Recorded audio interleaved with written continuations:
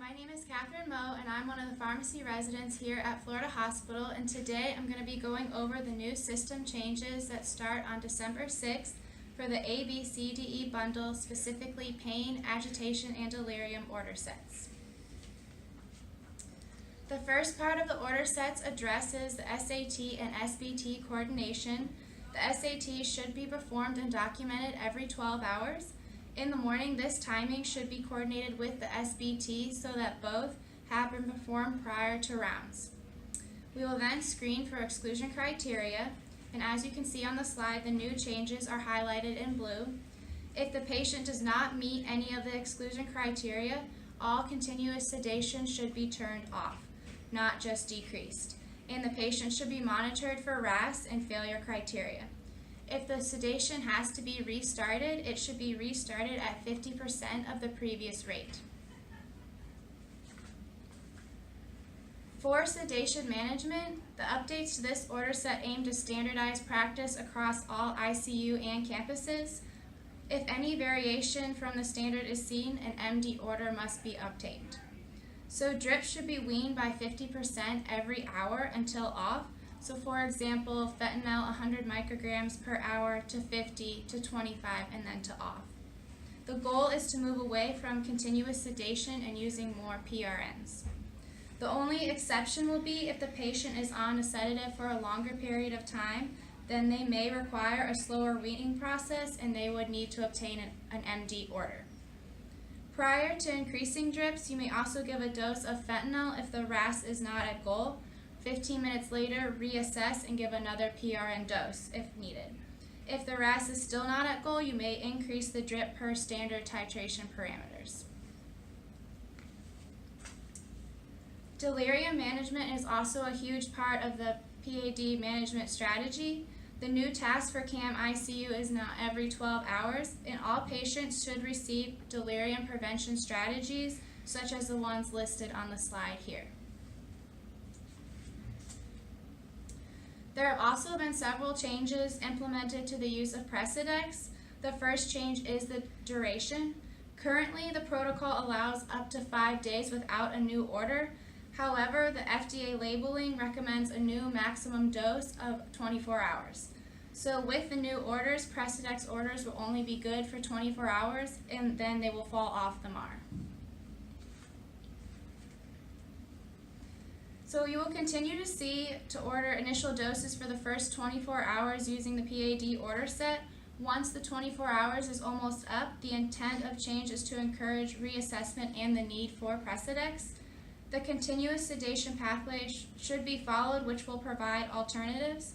If at 24 hours it is determined that Precedex is still needed, there is now a new PAD renewal order set that will allow reordering for Precedex for another 24 hours. And this order set would avoid duplicate orders such as bowel regimens and pre-checked PRN agents. It is only accepted as a renewal and not as an initial order. Another change to Precedex is the max dose allowed.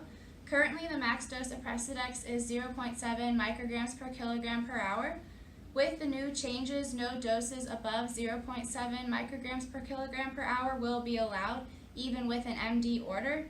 The main rationale for this is that in most cases, if your patient is not controlled on the 0.7, they will need different sedation management strategies with different sedatives.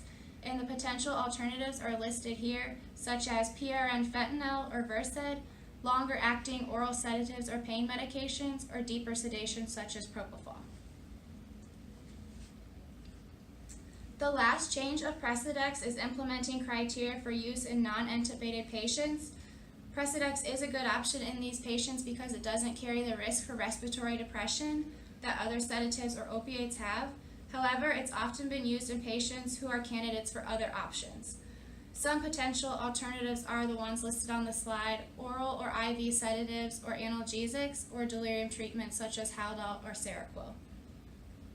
The system does not want pharmacy to process an order if the patient does not meet the criteria.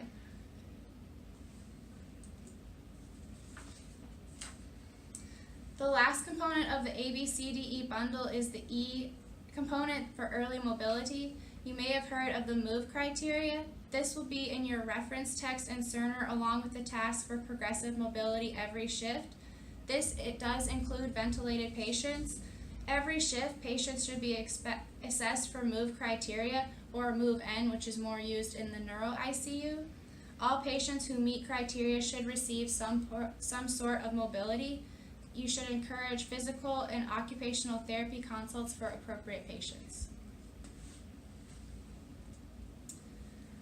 Lastly, to ensure orders do not carry over to PCU and non-intubated patients, you can assist the MD and review the MAR daily, especially upon transfer, and recommend discontinuation of certain medications, such as continuous infusions, fentanyl and Versed IV after extubated, ventilator bundle, and Seroquel if the patient is no longer delirious.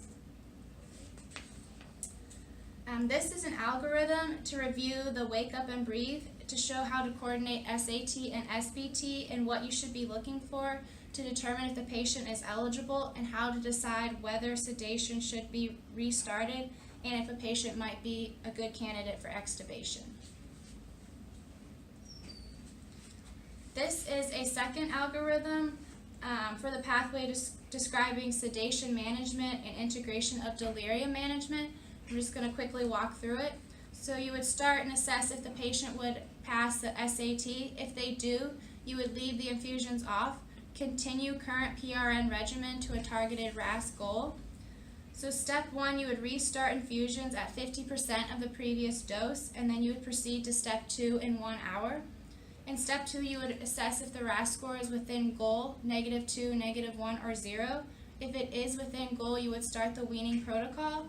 So you would start by decreasing the infusion rate by 50% every hour as tolerated to discontinue in 3 hours, and then you would monitor the RAS score every hour. If the RAS score is not within goal, if it's greater than -2, then you would wean sedation until they're at a targeted RAS score, and if the RAS score is greater than 0, you would utilize PRN fentanyl every 15 minutes up to 2 doses, or utilize PRN Versed for 1 dose. For step 3, you would reassess the RAS score if it's within goal. If it is within goal, you would continue the infusion at the current rate and return to step 2 in 1 hour. If the RAS score is not within goal, you would increase continuous infusion per orders and proceed to step 4. Lastly, step 4 is the CAM ICU score positive. If it is, then anti-delirium measures will be taken into consideration. And if the CAM ICU score is not positive, you would return to step 2 in 1 hour. So in summary, we have gone over the wake up and breathe protocol, sedation weaning pathways and meeting specific weaning criteria, the importance of utilizing PRNs prior to increasing drip rates, the Precedex changes, the delirium prevention, and early mobility. And if you have any questions, you can contact Nambi or Mayreem, and they'll be happy to answer any of your questions. And this is an acknowledgement of viewing. If you could please fill out your name, date, and employee ID, and please return to David George.